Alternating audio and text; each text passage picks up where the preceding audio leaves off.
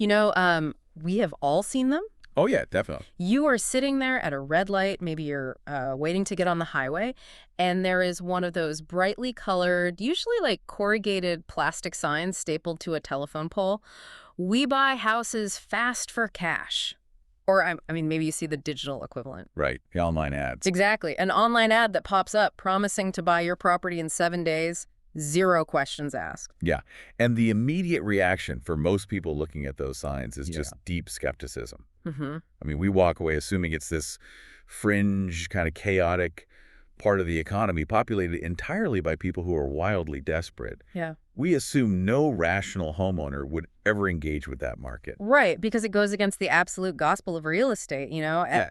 Everything we are ever taught about property ownership revolves around getting top dollar. Absolutely. You buy a house, you hold it, you build equity, you hire the best agent in town, you wait for a bidding war, and, well, you maximize your return. That's the dream, right? Yeah, so the very concept of willingly leaving potential money on the table just to sell a house in 7 days for cash seems, honestly, completely illogical. It seems illogical until you look at the actual mechanics of liquidity. Okay.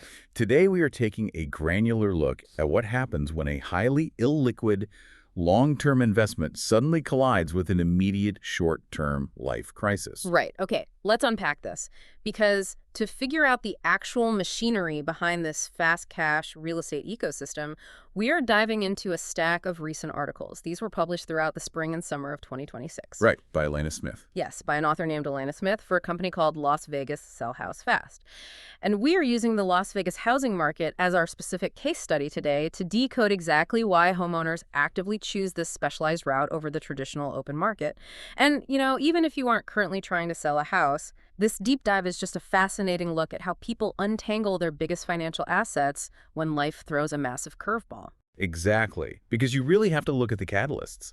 People aren't utilizing these fast cash buyers because they woke up on a Tuesday and, felt like trying out a new neighborhood. Right. They are driven by extreme friction.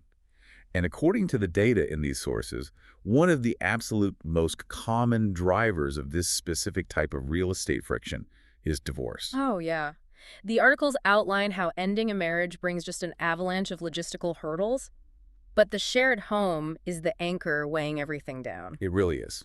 And in Nevada, this is uniquely complex because the state operates strictly under community property laws. Right, which means those laws dictate that any assets acquired during the timeline of the marriage are generally divided equally. It is a strict 50-50 split. That sounds easy on paper. On paper, yeah, that sounds incredibly straightforward. But in practice, it creates a massive physical and financial bottleneck. I always think of a shared mortgage during a divorce like a giant concrete piggy bank that 2 people own together, but neither one possesses the key to open it. Oh, that's a great way to put it. Right. Because you cannot just reach in and pull out your half of the kitchen or, your half of the equity. You have to liquidate the entire asset. You essentially have to smash the piggy bank into pieces to actually divide the cash locked inside. That concrete piggy bank analogy perfectly illustrates a core vulnerability of real estate as an asset class. I mean, what's fascinating here is how we constantly celebrate real estate for building wealth over a 30-year timeline. Right, the long game. Exactly. Yeah. But when you introduce a sudden shock to the system, that celebrated illiquidity becomes a massive liability. Yeah. Because the family court system cannot function without exact valuations.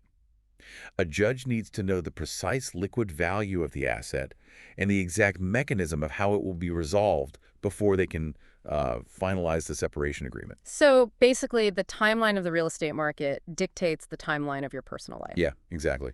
Consider the alternative. If you list that shared home traditionally, it might sit on the open market for 4, 5, or maybe even 6 months. Yeah. And the divorce proceedings are now legally dragging on for that entire duration. During those 6 months, attorney fees are compounding daily for both parties. You are paying a lawyer to argue over an asset that hasn't even been monetized yet. And let's talk about the friction of the traditional sales process itself in that scenario. You have a house that needs to go on the market.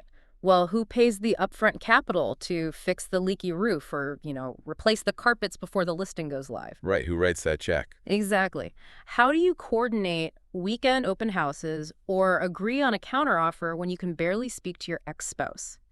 You are forced to negotiate every granular detail of a complex financial transaction with someone you are actively trying to separate your life from. And you're doing all of this while waiting months for a retail buyer to hopefully secure traditional bank financing. Right. This is the exact friction point where the cash buyer's business model thrives. The cash buyer steps in to provide a highly specialized utility. They are not merely acquiring a piece of property, they are selling speed, finality, and emotional closure. Because by offering to purchase the property strictly as is, they completely bypass the negotiation over repair costs. There is no argument over who pays to fix the water heater because nobody is fixing the water heater. Exactly.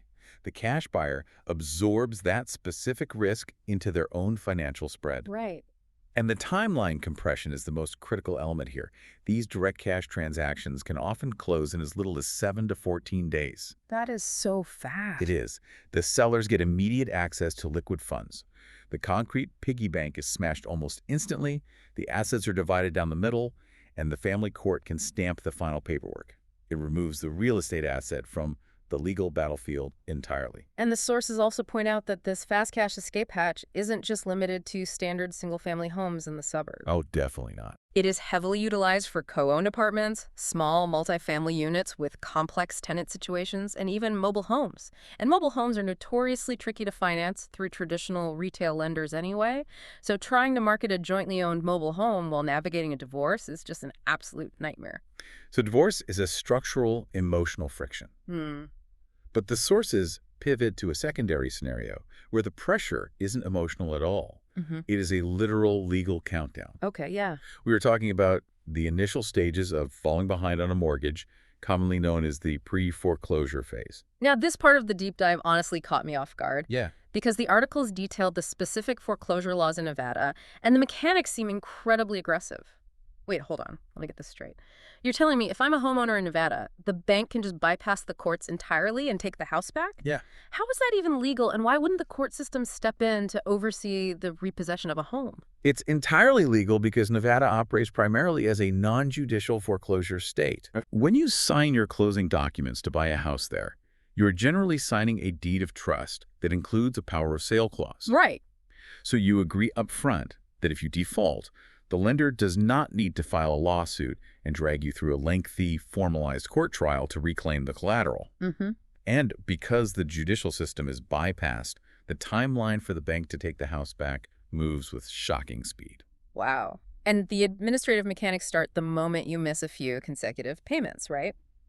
The lender records a formal document called a notice of default with the Clark County recorder. Yes, which is a matter of public record.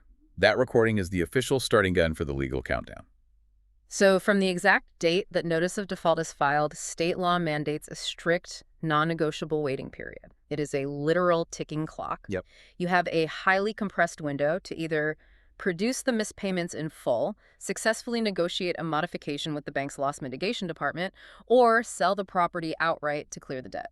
And this is exactly why that notice of default induces such paralysis.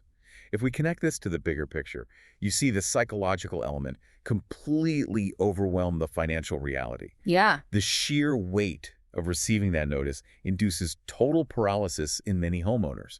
They stop opening their mail. They dodge the phone calls from the bank, somehow hoping the administrative machine will just forget about them. Which is human nature, but the sources make it painfully clear that ignoring the lender only accelerates your ruin. Oh, completely. The bank's machinery does not pause because you feel overwhelmed, and while you are frozen, your existing equity is being completely vaporized. The late fees, the default interest rates, the bank's attorney fees. It all adds up. Right, they are all piling onto your total balance every single day that clock ticks. Let's look at the financial spread from the cash buyer's perspective in this specific scenario. The cash buyer acts as an emergency brake on a train heading off a cliff. I love that.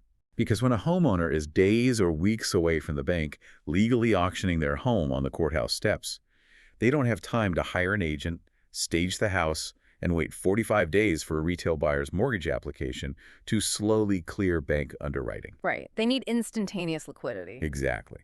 So the cash buyer calculates the exact payoff amount owed to the bank, factors in the estimated repair costs of the home, accounts for their own holding costs, and builds in their profit margin. Makes sense. They offer a discounted cash price that can be deployed to the title company in a matter of days.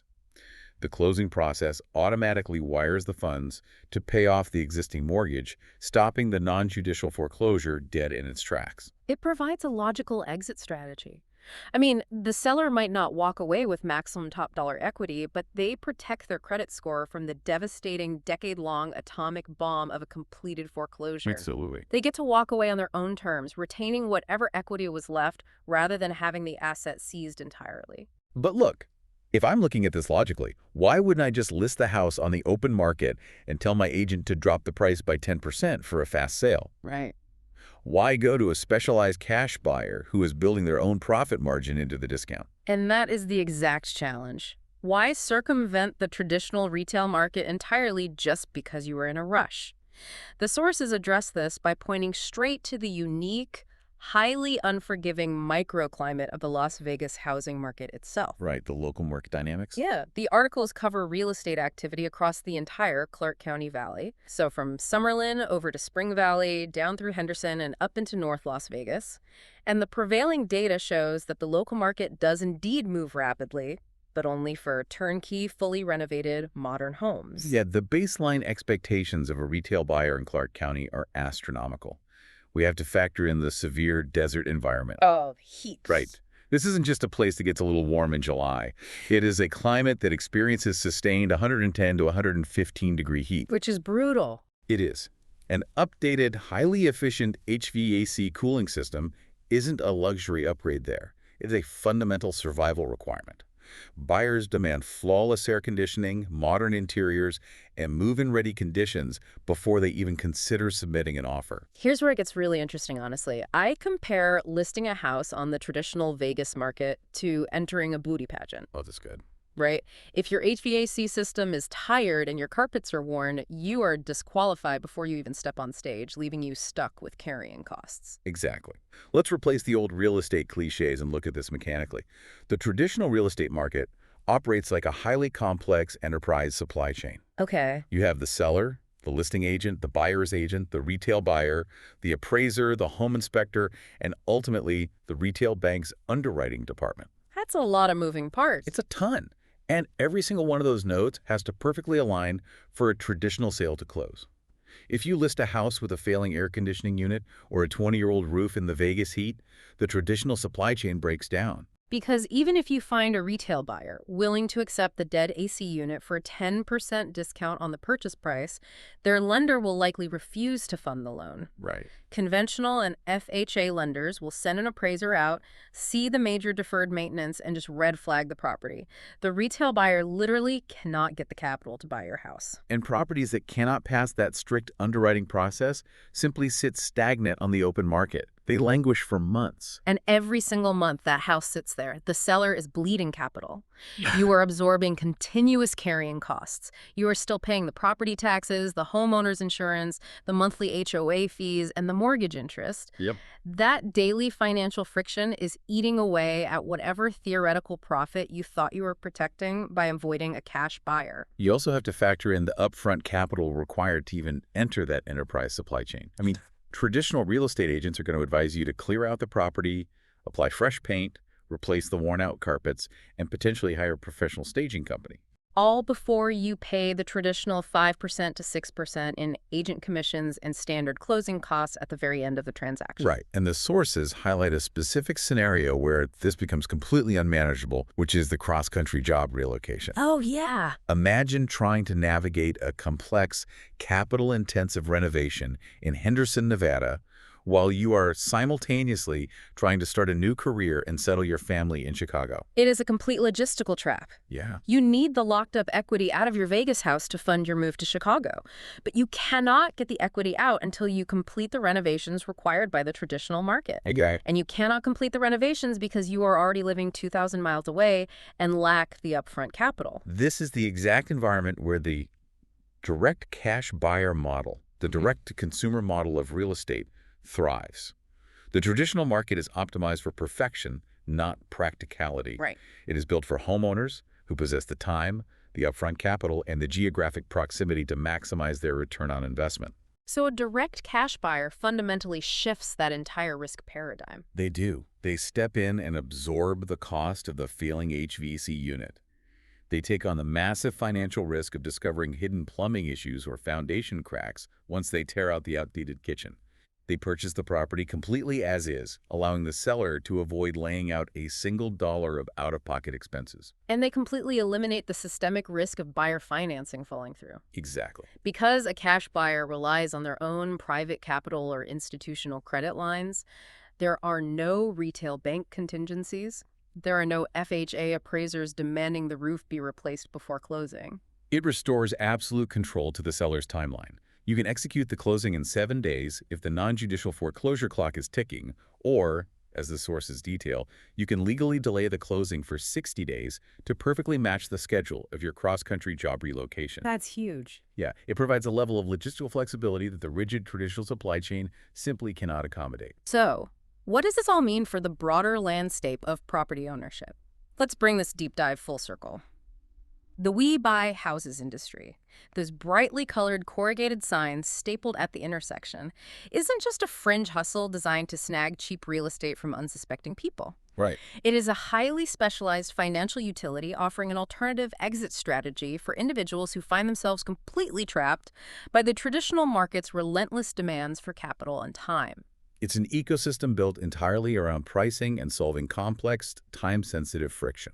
Whether a homeowner is trying to navigate the strict 50-50 community property laws during a hostile divorce, attempting to outrun the fast-moving non-judicial foreclosure machinery of Clark County, or simply trying to unload an aging house that isn't equipped to survive the brutal realities of the Vegas heat, these direct buyers serve a distinct purpose. Yeah. They are fundamentally trading their liquid capital for your absolute convenience. And we want to emphasize why understanding these mechanics matters to you, the listener, even if you are sitting comfortably in a newly renovated, fully paid off home right now. Absolutely. Because understanding the hidden carrying costs and the structural friction of property ownership completely alters how you should view your own long-term investments. It is a stark reminder of how shockingly fast a valuable wealth-building asset can transform into a severe financial liability during a major life transition. It really highlights the critical importance of maintaining actual liquid capital in your emergency planning. I mean, real estate is undeniably fantastic for building generational wealth, but you have to deeply respect the friction, the time, and the sheer cost involved in converting those physical bricks and mortar back into usable cash when you desperately need it. Which leaves us with a final, broader thought for you to chew on as we wrap up today.